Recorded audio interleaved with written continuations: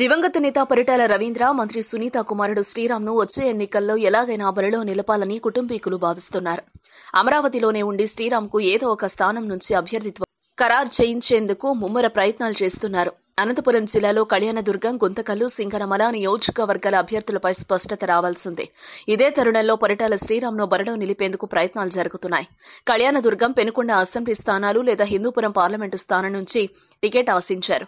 అయితే అధినేత చంద్రబాబు పెనుకొండ నుంచి బీకే పార్థసారథి, హిందూపురం పార్లమెంటు స్థానం నుంచి నిమ్మల కిష్టపకు ఖరారు చేశారు. శ్రీరామ్ కళ్యాణదుర్గంపై ఆశలు పెట్టుకున్నారు. కానీ అక్కడ ఎస్ఆర్ కన్స్ట్రక్షన్స్ అధినేత సురేంద్రబాబుకు అవకాశం ఇవ్వనున్నట్లు తెలుస్తోంది. దీంతో శ్రీరామ్కు ఎక్కడి నుంచి అవకాశం ఉంటుందనేది ప్రశ్నార్థకంగా మారింది. ప్రస్తుతం మంత్రి పరిటాల సునీత ప్రాతినిధ్యం వహిస్తున్న రాప్తాడు నియోజకవర్గం నుంచి శ్రీరామ్ను పోటీ చేయించాలని భావిస్తున్నట్లు సమాచారం. ఈ ప్రతిపాదనను అధినేత వద్దకు తీసుకెళ్లేలా పలువురు కీలక నేతలతో సంప్రదింపులు చేస్తున్నారు. రాప్తాడులో మంత్రి సునీతను కాదని శ్రీరామ్ను బరిలోకి దించే ప్రతిపాదనపై అధినేత ఎలాంటి నిర్ణయం తీసుకుంటారనేది ఆసక్తిగా మారింది.